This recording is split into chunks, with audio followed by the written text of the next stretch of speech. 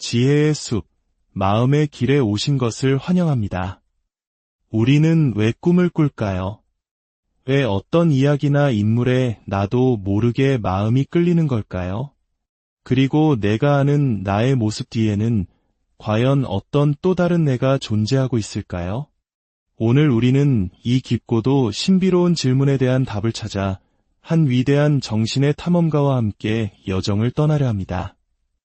그의 이름은 칼 구스타프 융입니다. 본격적인 마음의 탐험을 시작하기에 앞서 이 지혜로운 이야기가 당신의 마음에 울림을 준다면 곁에 있는 소중한 이들에게도 공유하여 지혜의 빛을 함께 나누어 주시길 바랍니다. 또한 구독과 알림 설정은 우리가 다음 여정을 준비하는데 가장 큰 힘이 됩니다. 여러분의 작은 관심이 더 깊고 풍요로운 지식 콘텐츠를 만드는 밑거름이 됩니다. 자, 이제 시작하겠습니다. 1부 무의식, 또 다른 나를 만나다. 1875년 스위스의 작은 마을에서 태어난 칼 융. 그는 어린 시절부터 눈에 보이지 않는 세계, 인간의 행동을 지배하는 신비로운 힘의 깊은 매력을 느꼈습니다. 정신과 의사로서 경력을 시작한 그는 당대 최고의 심리학자였던 지그문트 프로이트의 총애를 받으며 그의 후계자로 지목되기도 했습니다. 하지만 융은 프로이트의 그림자에 머무르지 않았습니다. 그는 인간의 무의식에 대해 스승과는 전혀 다른 훨씬 더 광대하고 심오한 세계를 발견했고 결국 1913년 두 거장은 각자의 길을 걷게 됩니다.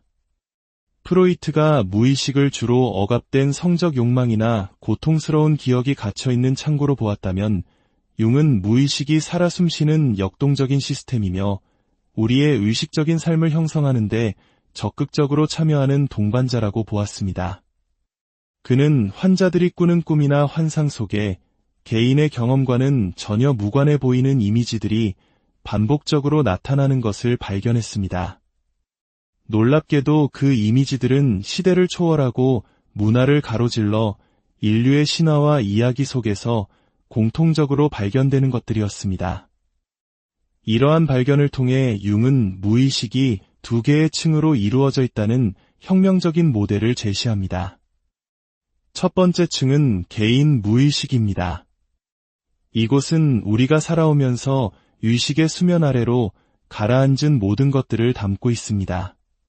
잊어버린 어린 시절의 기억, 억눌렀던 감정, 미처 끝맺지 못한 생각들, 그리고 너무 고통스럽거나 사소해서 의식하지 못했던 경험들이죠. 개인 무의식은 마치 우리 삶의 모든 순간이 기록된 거대한 도서관과 같습니다. 비록 우리가 의식적으로 이 기억들에 접근할 수는 없지만 잊혀진 내용들은 갑작스러운 감정의 폭발, 설명할 수 없는 기호, 특정 상황에 대한 자동적인 반응 등을 통해 끊임없이 우리의 행동에 영향을 미칩니다. 그리고 두 번째 층, 바로 융의 가장 위대한 발견이라 불리는 집단 무의식입니다. 이곳은 개인의 삶을 뛰어넘어 인류가 진화의 과정 속에서 공유해온 보편적인 경험의 원형들이 잠들어 있는 가장 깊은 심연입니다. 융은 전혀 다른 문화권의 사람들이 비슷한 꿈을 꾸고 유사한 신화를 만들어내며 특정 상징에 예측 가능한 방식으로 반응하는 이유를 바로 이 집단 무의식에서 찾았습니다. 탄생과 죽음, 위대한 어머니, 지혜로운 노인, 영웅의 여정과 같은 근원적인 경험의 패턴들이 바로 그것입니다. 융은 이것을 원형 2라고 불렀습니다. 예를 들어 기독교의 성모 마리아부터 힌두교의 여신들, 고대의 대지모신에 이르기까지 자애로운 위대한 어머니의 이미지는 사실상 모든 문화권에서 발견됩니다. 이는 우리가 개인적인 경험을 통해 어머니를 배우기 이전에 이미 인류의 정신 깊은 곳에 어머니라는 원형이 존재하기 때문입니다. 이러한 원형들은 꿈과 예술, 문학, 그리고 종교적 체험 속에서 자발적으로 나타나며 인간 의식의 근본적인 구조를 이루고 있습니다. 융은 이 보편적인 패턴을 이해하는 것이 개인이 겪는 고통 속에서 더 깊은 인류의 지혜와 연결되고 삶의 의미를 찾는 데 도움을 줄 수 있다고 믿었습니다. 무의식은 상징이라는 정교한 언어를 통해 우리에게 끊임없이 말을 걸어옵니다. 꿈, 환상, 갑작스러운 영감, 심지어 심리적 증상들까지도 무너진 마음의 균형을 회복하고 우리를 온전한 성장으로 이끌기 위한 무의식의 메시지인 것입니다. 2부, 마음의 에너지, 리비도와 콤플렉스. 융은 마음을 물리학의 법칙처럼 자연의 법칙에 따라 움직이는 하나의 에너지 시스템으로 보았습니다. 그는 리비도라고 불리는 이 심리적 에너지가 마치 회로를 흐르는 전류처럼 정신 전체를 순환한다고 생각했습니다. 프로이트가 리비도를 성적인 에너지로 한정한 것과 달리 융의 리비도는 창의성, 영적 탐구, 지적 활동, 정서적 유대 등 인간의 모든 활동에 나타나는 보편적인 삶의 에너지 그 자체였습니다. 이 에너지는 보상이라는 근본적인 원리에 따라 움직입니다. 만약 우리의 의식적인 태도가 한쪽으로 지나치게 치우치면 무의식은 자동적으로 그 반대 성향을 만들어내어 심리적 균형을 회복하려 합니다. 예를 들어 어떤 사람이 지나치게 이성적으로 변해 모든 감정적인 요소를 무시한다면 그의 무의식은 소홀히 했던 감정의 측면을 직시하게 만드는 꿈이나 환상 혹은 신체적 증상들을 만들어낼 것입니다. 이 보상작용은 어느 한 가지 심리 기능이 정신 전체를 지배하는 위험한 불균형을 막아주는 안전장치와 같습니다. 이러한 에너지의 흐름 속에서 콤플렉스가 형성됩니다. 콤플렉스란 강한 감정으로 채색된 생각이나 기억의 덩어리로 정신 안에서 어느 정도 독립적으로 활동하는 작은 인격체와 같습니다. 콤플렉스는 일시적으로 막대한 양의 심리적 에너지를 사로잡아 급작스러운 기분 변화, 강박적인 생각, 충동적인 행동을 유발할 수 있습니다. 융은 에너지가 특정 콤플렉스에 갇혀 있을 때 그것은 바로 의식적인 관심과 통합이 필요한 중요한 심리적 문제임을 알리는 신호라고 보았습니다. 또한 심리적 에너지는 전진, 과, 퇴행의 주기를 반복하며 움직입니다. 전진의 시기에는 에너지가 외부 세계를 향해 흐르며 사회에 적응하고 자아 정체성을 발전시키는 데 도움을 줍니다. 반면 퇴행의 시기에는 에너지가 내면으로 물러나 무의식의 내용물들, 즉 어린 시절의 기억이나 원초적 환상, 원형적 이미지들과 다시 연결됩니다. 융은 이 퇴행을 병적인 것으로 보지 않고 정신이 더 깊은 지혜와 창의성의 원천과 다시 만나는 필수적인 과정으로 이해했습니다. 3부, 성격 유형론, 당신의 MBTI는 어디에서 왔는가? 아마 많은 한국 분들이 MBTI 성격 유형 검사에 익숙하실 겁니다. I와 E, S와 N, T와 F, J와 P로 나뉘는 그 유형들이 사실은 칼 융의 심리 유형론에 뿌리를 두고 있다는 사실을 아시나요? 융은 사람들이 세상을 인식하고 상호작용하는 방식에 근본적인 차이가 있음을 발견하고 이를 체계적으로 정리했습니다. 가장 기본적인 두 가지 태도는 에너지의 방향에 따라 나뉩니다. 바로 외향성과 내향성입니다. 외향성은 심리적 에너지를 사람, 사물, 활동과 같은 외부 세계로 향하게 합니다. 외향적인 사람들은 사회적 상호작용을 통해 에너지를 얻고 주변 환경으로부터 자극을 추구하며 결정을 내릴 때 외부 상황에 집중하는 경향이 있습니다. 반대로 내향성은 심리적 에너지를 생각, 감정, 내적 경험과 같은 내부 세계로 향하게 합니다. 내향적인 사람들은 혼자 있는 시간을 통해 에너지를 충전하고 경험을 내면에서 충분히 처리한 후에 공유하기를 선호하며 결정을 내릴 때 자신의 내적 반응을 중요하게 고려합니다. 융은 이 두 가지 태도가 선천적인 것이며 일생 동안 비교적 안정적으로 유지된다고 보았습니다.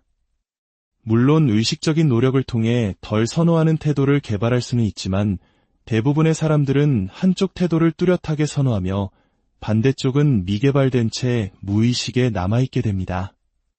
여기에 더해 융은 정보를 수집하고 결정을 내리는 방식에 따라 네 가지 기본 심리 기능을 구분했습니다. 첫 번째는 감각과 직관이라는 인식 기능의 쌍입니다. 감각형의 사람들은 오감을 통해 들어오는 구체적인 사실과 실제적인 세부 사항을 신뢰합니다.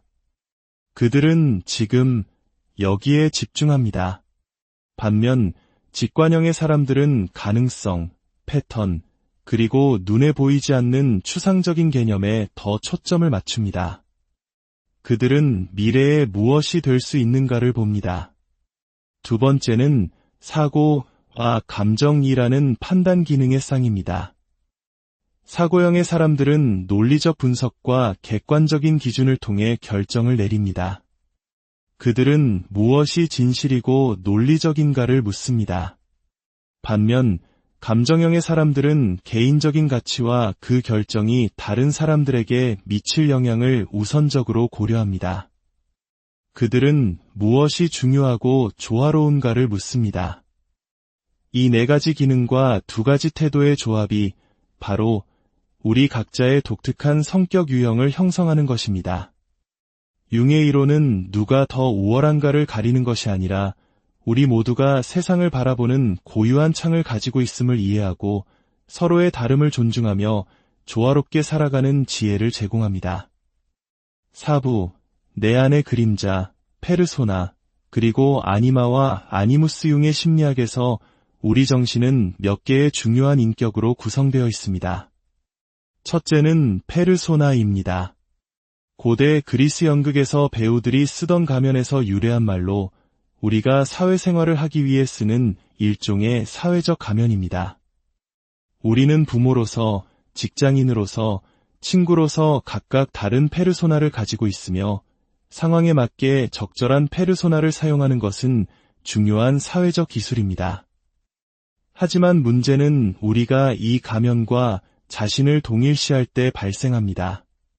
페르소나에 지나치게 갇히게 되면 우리는 진정한 자신의 감정과 욕구를 잃어버리고 타인의 인정에만 목마른 공허한 삶을 살게 될 수 있습니다.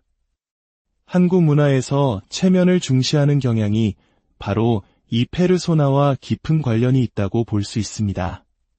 둘째는 그림자입니다. 페르소나가 빛의 영역이라면 그림자는 어둠의 영역입니다. 이곳은 우리가 스스로 받아들일 수 없다고 생각하여 무의식 속으로 밀어낸 모든 성격적 측면들을 담고 있습니다.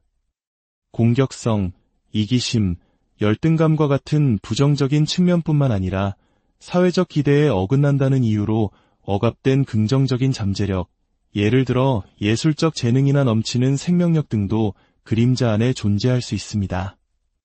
우리는 종종 우리가 가진 그림자를 다른 사람에게 투사합니다. 즉, 내가 가진 단점을 남에게서 발견하고 그를 비난하는 것입니다. 융은 우리가 타인에게서 가장 격렬하게 비난하는 모습이 바로 우리 자신의 인정하기 싫은 그림자일 가능성이 높다고 말했습니다. 그림자를 마주하는 것은 고통스럽지만 이 어둠을 통합할 때 우리는 비로소 온전한 인간이 되며 그 안에 갇혀있던 막대한 에너지를 창조적으로 사용할 수 있게 됩니다. 셋째는 남성의 무의식에 존재하는 여성성, 아니마, 여성의 무의식에 존재하는 남성성, 아니무스입니다. 남성은 사회적으로 논리와 성취, 감정 통제를 강조받으며 자신의 감성적이고 관계지향적인 아니마를 억압하기 쉽습니다. 여성은 반대로 감정적 수용성과 조화를 강조받으며 자신의 이성적이고 독립적인 아니무스를 억압하기 쉽습니다. 우리는 종종 이 내면의 이성을 실제 이성에게 투사하여 사랑에 빠집니다. 내가 갖지 못한 신비로운 매력을 상대에게서 발견하고 완벽한 사람이라 느끼는 것이죠. 하지만 이 투사가 거치고 나면 환상은 깨지고 관계는 위기를 맞게 됩니다. 진정한 성숙은 외부의 상대에게서 나의 부족한 점을 찾으려 애쓰는 대신 내 안의 아니마와 아니무스를 만나고 통합하여 스스로 온전한 존재가 되는 과정 속에서 이루어집니다. 5부, 개성화, 진정한 나를 찾아가는 위대한 여정 심리학의 궁극적인 목표는 바로 개성화 과정에 있습니다. 이는 흩어져 있는 정신의 여러 조각들, 즉 페르소나, 그림자, 아니마, 아니무스 등을 의식적으로 통합하여 진정한 자기를 실현해 나가는 일생의 과업입니다. 이 여정은 주로 인생의 후반부, 즉 중년의 위기와 함께 본격적으로 시작되는 경우가 많습니다. 사회적으로 성공을 거두고 안정적인 삶을 이룬 것처럼 보이는데도 불구하고 마음속 깊은 곳에서 채워지지 않는 공허함과 이것이 진정 내가 원했던 삶인가? 라는 질문이 떠오를 때 그것이 바로 개성화를 향한 무의식의 부름입니다. 융은 이 시기의 우울감이나 불안을 단순히 해결해야 할 문제로 보지 않았습니다. 오히려 지금까지 외부 세계에만 쏟아왔던 에너지를 내면으로 돌려 더 깊은 삶의 의미를 찾으라는 영혼의 신호로 해석했습니다. 개성화의 과정은 먼저 그림자를 직면하고 타인에게 투사했던 나의 어두운 면들을 거두어들이는 것으로부터 시작됩니다. 그리고 내 안의 반대 성향인 아니무스를 만나고 통합하며 사회적 가면이었던 페르소나 뒤에 숨겨진 진정한 얼굴을 찾아 나섭니다. 이 험난한 여정을 통해 우리 인격의 중심은 자아에서 자기로 이동하게 됩니다. 자아가 의식의 중심이라면 자기는 의식과 무의식을 모두 포함하는 전체 정신의 중심이자 신적인 완전성을 상징하는 원형입니다. 자아는 더 이상 주인이 아니라 더 큰 지혜를 가진 자기의 목소리에 귀를 기울이고 그 뜻을 섬기는 조력자가 됩니다. 융은 이 개성화의 최종 목표가 완벽한 인간이 되는 것이 아니라 온전한 인간이 되는 것이라고 강조했습니다. 빛과 어둠, 남성성과 여성성, 성공과 실패, 삶의 모든 모순을 끌어안고 있는 그대로의 자신을 받아들이는 것. 그것이 바로 융이 제시한 가장 위대한 삶의 여정입니다. 육부, 꿈, 연금술, 그리고 동시성, 무의식의 언어를 이해하다 그렇다면 우리는 어떻게 이 개성화의 여정을 걸어갈 수 있을까요? 융은 무의식이 우리에게 보내는 신호를 읽어내는 몇 가지 중요한 도구를 제시했습니다. 첫째는 꿈 분석입니다. 융에게 꿈은 단순히 억압된 욕망의 배출구가 아니라 의식의 일방적인 태도를 보완하고 우리를 전체성으로 이끌기 위한 무의식의 지혜로운 메시지였습니다. 융은 꿈의 상징을 개인의 경험에만 국한하지 않고 신화, 민담, 종교 등 인류의 집단적인 상징 체계와 연결하여 그 의미를 더욱 풍부하게 이해하는 확충이라는 기법을 사용했습니다. 둘째는 적극적 명상입니다. 이는 단순히 공상에 잠기는 것이 아니라 의식적인 자세를 유지한 채 무의식에서 떠오르는 이미지나 인물들과 적극적으로 대화하고 상호작용하는 기법입니다. 이를 통해 우리는 꿈속의 인물, 특히 그림자와 직접 대면하고 그들이 전하고자 하는 메시지를 이해하며 억압된 에너지를 창조적으로 통합할 수 있습니다. 셋째는 동시성입니다. 이는 의미 있는 우연의 일치를 뜻하는 개념으로 인과관계로는 설명할 수 없는 내면의 심리, 상태와 외부의 물리적 사건이 의미 있게 연결되는 현상을 말합니다. 예를 들어 오랫동안 잊고 지냈던 친구를 떠올리는 순간 그에게서 전화가 걸려오는 것과 같은 경험입니다. 융은 이러한 현상이 단순히 우연이 아니라 정신과 물질 세계를 아우르는 더 깊은 질서가 존재하며 무의식이 외부 세계를 통해 우리에게 중요한 메시지를 보내는 순간일 수 있다고 보았습니다. 마지막으로 융은 중세의 연금술에서 개성화 과정의 완벽한 상징적 모델을 발견했습니다. 가치 없는 납을 순수한 금으로 변성시키려 했던 연금술사들의 작업은 다름 아닌 미성숙하고 분열된 인간의 정신을 고통스러운 정화 과정을 거쳐 온전한 자기로 변형시키려는 심리적 과정의 은유였던 것입니다. 연금술의 복잡한 상징들은 그림자와의 만남, 대극의 합일 등 개성화의 각 단계를 놀랍도록 정확하게 묘사하고 있었습니다. 오늘 우리는 칼 융이라는 위대한 탐험가가 그려놓은 방대한 마음의 지도를 함께 살펴보았습니다. 무의식의 깊은 바다에서부터 집단 무의식의 원형들, 성격의 다양한 유형, 그리고 진정한 나를 찾아가는 개성화의 여정까지. 융의 심리학은 단순히 정신질환을 치료하는 기술을 넘어 우리 각자가 자신의 삶을 더욱 깊고 의미 있게 살아갈 수 있도록 안내하는 지혜의 등불과 같습니다. 그가 남긴 가르침은 우리에게 말합니다. 당신 안에 있는 어둠을 두려워하지 마십시오. 당신과 다른 사람의 차이를 존중하십시오. 그리고 당신의 삶에서 일어나는 모든 경험, 심지어 고통과 혼란 속에서도 의미를 찾으려는 노력을 멈추지 마십시오. 진정한 보물은 외부 세계가 아닌 바로 당신의 내면 가장 깊은 곳에 잠들어 있기 때문입니다. 이 이야기가 여러분 각자의 내면을 탐험하는 작은 지도가 되기를 바랍니다. 오늘의 여정은 여기서 마치겠습니다.